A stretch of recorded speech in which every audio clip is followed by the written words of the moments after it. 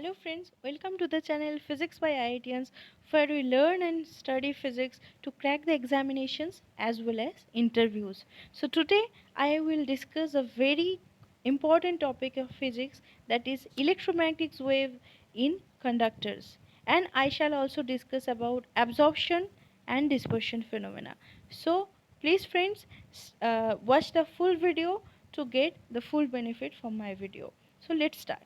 We all know that the conductors have certain properties. The properties like it can conduct. We all know that it has free electrons, as well as electromagnetic waves are reflected by conductors. Why? Generally, electric field inside a conductor is zero. Since there is no electric field, there cannot be an electromagnetic wave because the electric field is zero. Okay, so electromagnetic wave enters a conducting medium whenever it will get reflected. So now we know that it happens, but today I shall answer you that why does it happen, what is the reason, what are the electromagnetic phenomena behind this reflection, what are the electromagnetic phenomena behind certain properties of the conductors. So maybe the video will make become lengthy, but please watch the full video. So let's start. So electromagnetic waves in conductors we want to study. So we want to look back our Bible of electromagnetic theory. What is the Bible? Yes friends, you all know the Bible is our Maxwell equation. It is the Bible of the electromagnetic theory or modern electrodynamics. Now for in case of vacuum or in case of insulators or dielectrics, we assume that there is no free charge density and there is no free current density. So rho f equals to 0, Jf equals to 0. It is reasonably true for those mediums, that is insulated, dielectric, vacuum. But in case of conductors, the case is different. The Jf is not equals to 0. So what will be the case? Jf will be sigma into E. That is we get from the Ohm law, and we are assuming this is a linear media. What do you mean by linear media? This is only the proportional to E, not proportional to E square, not proportional to E cube or higher order terms. Okay, so now the Maxwell equation takes the form del dot E equals to 1 by epsilon into rho f, del dot B equals to 0, curl of E, that is minus del B del T, and curl of B equals to mu sigma E plus mu epsilon del E del T. Now we will now see what will happen whenever the electric field is trying to go inside a conductor. What will happen with the charges, with the free charges of the conductor? What will do, how they interact with the electromagnetic wave? So we can understand that from the equation of continuity for free charges, del dot j equals to minus del rho f by del t. It is the equation of continuity. Now putting this value to the first equation of Maxwell, we get that del rho, del rho f by del t equals to minus del sigma into del dot E equals to minus sigma by epsilon into rho f. So that will become the, we get the equation del rho f by del t equals to minus sigma by epsilon into rho f. So rho f at a certain time t, certain instant of time, will be e to the power minus sigma by epsilon into t into rho f at certain time 0. Okay, so what is happening? The free charges rho f t will decaying exponentially at a time, that is characteristic time, and this factor is very much important. Now for a homogeneous linear medium, any initial free charge density rho f naught dissipates in a characteristic time tau, and this tau is sigma by epsilon.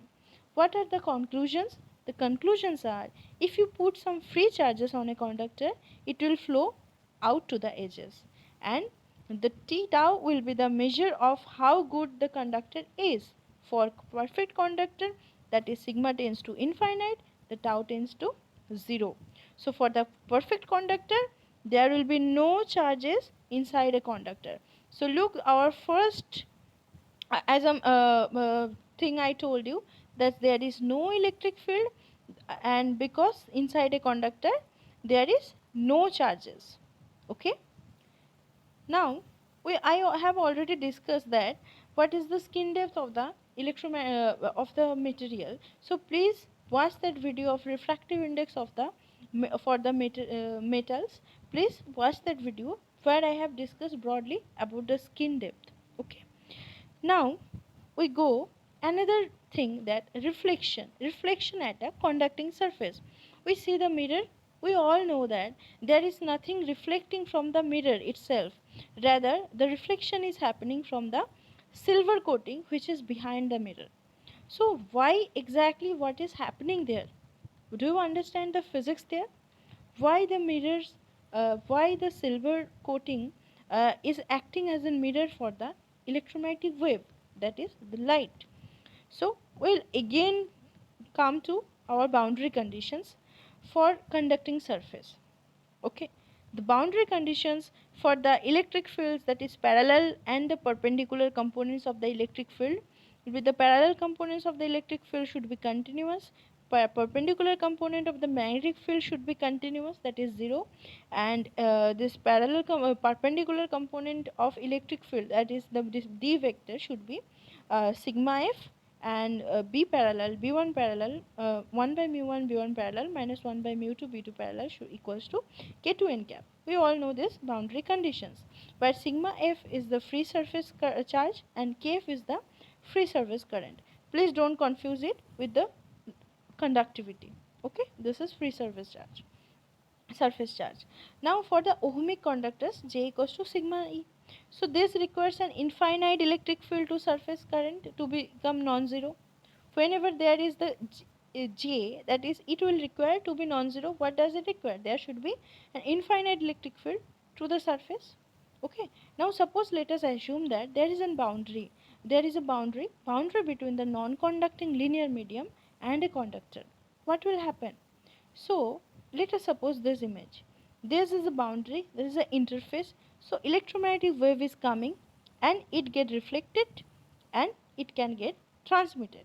So what will be the components? The incident field, I assume that along x direction, that is polarized along x direction, the electric field, and propagating along z direction. Same with the magnetic field, the propagating along z direction and the polarization along perpendicular to E, that is y cap, and perpendicular to k also, so that is along y cap. So now E incident will be E0 e to the power I k1 iota k1 z minus omega t into x cap, and B I will be 1 by v1 e naught L e to the power I k1 iota k1 z minus omega t y cap. For the reflected wave, we will get E reflected should be E naught R e to the power. This is the reflection. This is the negative direction of Z. So e to the power minus k1 z minus omega t, and then this is the negative velocity also, direction of the V will also be negative. So minus 1 by v1 into E naught R exponential iota minus k1 z minus omega t y cap. So this is the incident, this are the reflected waves. So incident waves, you have to understand the each and every term here, what does it represent. Okay, so you have to understand the direction also, you have to understand the propagation direction also, you have to understand the velocities also. And now for the reflected wave, we can write it that E0t e to the exponential iota k2z minus omega t x cap, because propagation at medium 2 is k2 and velocity at medium 2 is v2, where velocity at medium 1 was v1. And this will be E0t e to the power I k2z minus omega t. Here look, k2z is not k2z minus omega t, not minus k2z, because the transmission is along positive direction. Okay, so the along the incident direction also the positive x, the transmission direction is always positive, also positive x. The for the and the reflection reflected wave, it was along negative direction. Okay, so now we all know that from the boundary conditions we get that E naught E naught incident plus E naught reflected should be equals to E naught transmitted. So after certain boundary conditions, we get that we get a beta value. Okay, this is just a general, I mean calculated values that is dependent on k2, that is the propagation vector. Now from certain calculations we get what will be the amplitude of the electric field that is reflected, and what will be the amplitude of the electric field that is transmitted. We want to calculate the values in terms of the incident electromagnetic wave electric field amplitude. So we will get that it is dependent on beta term. Now whenever k2 is infinite, the this beta term will be also infinite. So whenever k2 is infinite, this beta term is also infinite. So E0R will be minus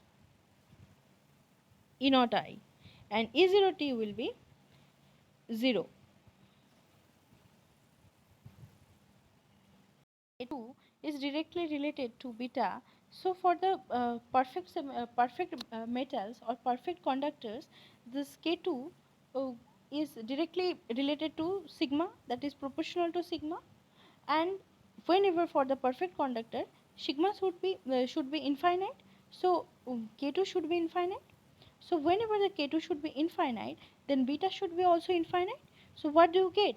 Whenever beta is infinite, we get that E naught r equals to minus E naught I, and E naught t equals to 0. Okay.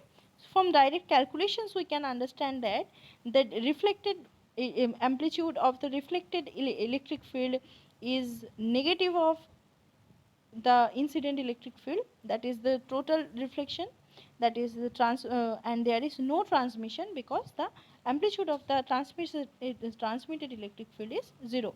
So this is the beautiful physics of the conductors, that conductors are highly reflected of the reflectors of electromagnetic wave or light. That's why we regular use to see our face via mirror. Okay. Now there is a beautiful phenomena also we know about dispersion. What do you mean by dispersion? Dispersion is the splitting of the light due to the splitting of the frequency of the refractive index, splitting of the light because of the difference in the refractive index. Means suppose you are putting a white light. Okay, so white light is incident on a prism. What will happen? There will be, it will be splitted into different colors, that is composed of, that is violet, vividor. Okay, so the violet will have the maximum dispersion and red will have the minimum dispersion. Now why is it, I mean, why is it so? Have you really think about that, why we get dispersion pattern like this? So today we'll understand why we get dispersion pattern like this way. So the dispersion I have already told you. The variation of refractive index of a medium with the wavelength lambda is known as dispersion. Now the refractive index usually decreases with the increase of wavelength. Okay. So n usually decreases with the increase of wavelength, or you can also understand that n will increase with the increase of frequency. Okay. This is known as the normal dispersion. And whenever there will be opposite case, that is n will be increasing with lambda is increasing, that is called the anomalous dispersion. Now when that will happen, excuse me, when normal dispersion will happen and when anomalous dispersion will happen, we will understand. First of all, we need to know why dispersion is happening. So electromagnetic theory of dispersion, the theory was based by H.A. Lorentz, given by H.A. Lorentz, and this theory is classical, and he assumed that, that is classical electrodynamics, the whenever electromagnetic wave passes through a medium, atomic or molecular dipoles are created due to relative displacement of the electrons and nuclei of the neutral atoms due to electric field of the wave. So suppose there are molecules or atoms, so it has certain positive charge or negative charges. So if for the polar molecules, it has already the center of the positive charge and the center of the negative charge will get displaced by a certain amount, which that is why they are polar molecules. But if the molecules are not polar or atoms are not polar, due to this induced vibration, that is vibration in terms of the incident EM wave, the center of the positive charge and the center of the negative charge get displaced a certain amount, and it will behave as a harmonic oscillator. And the dipoles will it will form dipole first, and it will behave, the electron will, the motion of the electron will behave as a forced oscillation. Okay, will follow a forced oscillation, or motion of the dipoles will follow forced oscillation. Why I am telling you the electron? Because we are assuming that the ions are much more massive and they are heavier than electrons. So we are assuming that ions are apparently at rest and the electrons which are vibrating with the incident frequency. Now we understand the physical model. So certainly you have this incident frequency in terms of the electromagnetic wave, and you understand that the ions and electrons, there are coulombic attraction, so there should be some restoring force. So it electron has some natural frequency, should have some natural frequency. Also due to this incident radiation in terms of the electromagnetic wave, electron will experience some force, that is q into E. So it will try to mm, take this electron out from the ions. So there will be certain the spring motion of the electron, that is a restoring force as well as deriving force. So what will be the motion? The motion or equation of motion. So equation of motion will be m into d2x dt2 is equals to total F that is acting on the electron. That will be the F binding, that is due to the Coulomb force, Coulombic attraction. So F damping. F damping is because of the collision of the other electrons, and F deriving, the driving force is the incident electromagnetic wave. So if we write the whole term, the equation of motion, we will get that m d2x dt2 plus m gamma dx dt plus m omega naught square x equals to q e naught cos omega t. This is the driving force. This is the acceleration term. This is m into gamma into omega dx dt, that is gamma is the damping factor, is proportional to the velocity of the electron, and m omega naught square is the restoring force, that is the Coulombic attraction between the ions and the electrons. Now whenever you are solving this, so suppose the steady state, the system oscillates at the driving frequency, so the solution of the position, electron's position will be oscillatory. So the incident electric field is incoming and the electron is also oscillating. So you have to understand it physically, why we are taking this x naught e to the power minus I omega t term, because of the driving frequency, that the system, whole system is also oscillating, and we are taking only the electrons oscillation because we are assuming that due to the heavy mass of the ions are assumed to be at rest. So what will be the equation of motion? The equation of motion will be d2x dt2 plus gamma into dx dt plus omega naught square x equals to q by m into e naught into e to the power minus I omega t, or where we put x equals to x naught e to the power minus I omega t. Now we get the solution of x naught. This is the position, instantaneous position of displacement of the electron.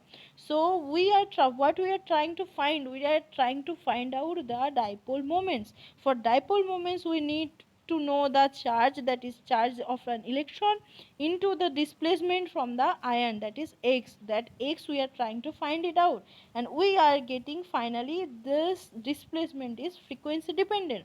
Since the displacement is frequency dependent, so dipole moment will also be frequency dependent, and due to the frequency dependency of the dipole moment, we will get the polarization will also be the frequency dependent. And now we have a generalization term that the electrons are located abruptly, so they will experience different damping forces, they can experience different natural frequencies. So you are generalizing the total polarization for the total system in terms of the electric field, that is the polarization is dependent on the frequency also.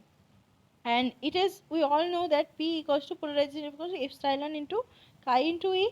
So from there we can get the dielectric constant, that is epsilon r equals to 1 plus n q square by m epsilon naught into sum over fj divided by omega j square minus omega square minus I gamma j into omega. So from here we also can understand that this is the n square. Okay. So n square equals to, that is the refractive index, equals to 1 plus nq square by m epsilon naught into this term, that is refractive index is frequency dependent. Now we will understand that this equation shows the refractive index is frequency dependent, and this is the Lorentz dispersion equation because the theory was given by Lorentz. Now we earlier we talked about the normal dispersion and anomalous dispersion. Now let's see in this region where the natural frequency is not nearer. That is, suppose you are oscillating, you are putting light in a glass, visible light in glass. So for the glass, the omega j glass molecules, the omega j lies in the UV region. Okay, so UV region, and you are putting light in the visible light. So your omega, that is incident omega, is much less than omega j, that is the lies in the UV region. So here what will happen? Here normal dispersion will happen, because whenever there is very the omega, that is the natural frequency of the oscillator omega j, is away from the incident frequency, the incident frequency of the light, then we can neglect the damping term. And because of the negligence of the damping term, we can write, if we are neglecting this term, so we are left out with the this only these two terms, that is omega j square minus omega square. So whenever you are increasing omega, this difference will decrease, and due to this difference, decreasing difference, we will get larger n value.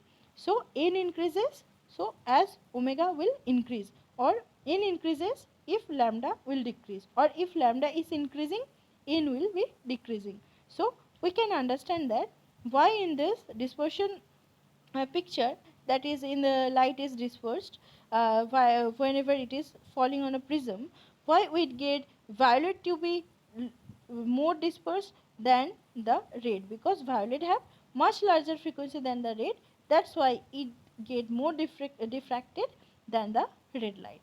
Now we will understand what is the anomalous dispersion and why is it happening. Okay, so whenever, if the frequency of the EM wave lies close to the natural frequency omega j, what will happen?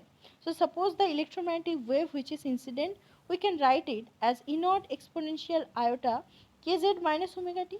Now this k vector inside the material is not only real, it is complex, that is it has real part as well as the imaginary part.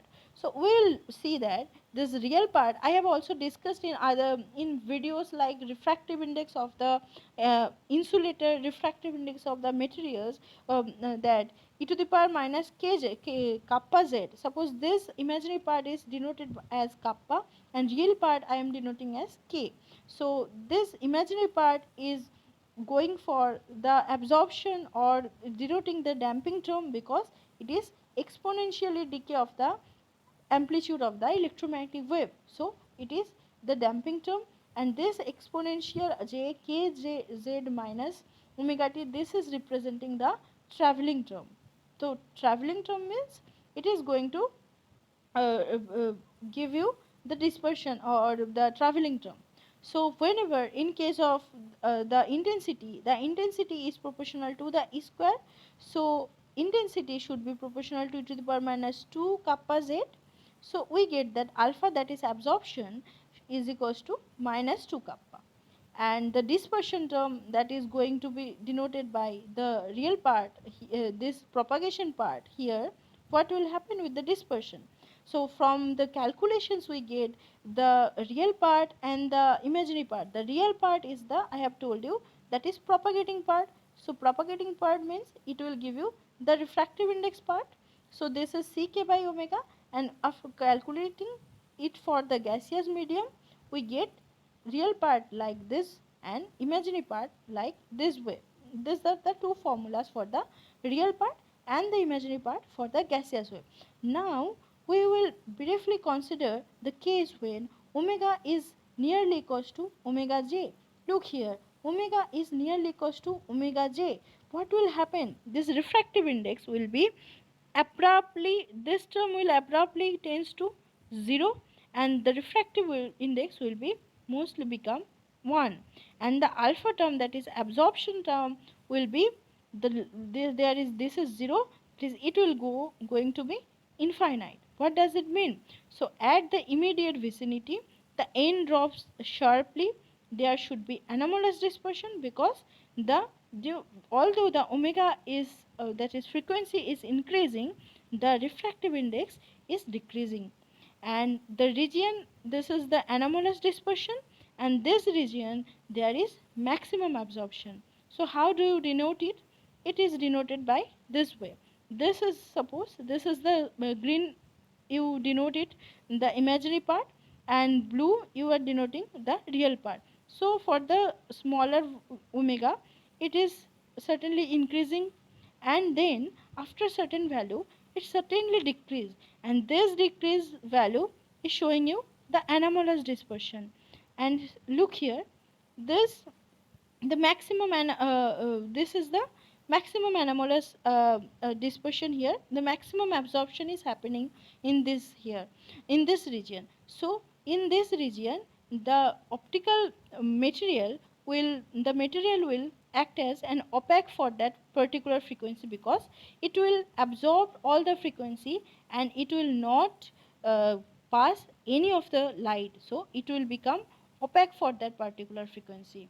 So today we can understand that the phenomena of dispersion, phenomena of reflection at the materials, and the charges, that is charge that is cannot stay within the conductors, not materials, the conductors or metals or metals. So next time we will understand that what will happen whenever in the dispersive medium, what will happen with the group velocity, or what will happen with the phase velocity. Because it is, why it is important, because you are seeing that this n equals to c into k by omega. Now suppose this term, that is n, is greater than 1. So then this k by omega term, that is k by omega term, will be greater than c. How is it possible? Or that is omega by k, sorry, omega by k term will be greater than c. So omega by k term is greater than c means that is vp, that is the phase velocity, that is denoted by omega by k. Now omega by k term is greater than c means that the phase velocity is greater than c. Now what does it mean? For dispersive medium, certain cases, whenever the phase velocity is greater than c, how do you understand it? That phase velocity is greater than velocity of light. So we will understand that what do you mean by the phase velocity, and when it will be greater than c, and is that true that the wave is also traveling with the greater than velocity light? Then the theory of relativity will be just, I mean, will put a question mark on it. Okay, so let us learn it in the next video. Till now, happy learning, and thank you for watching.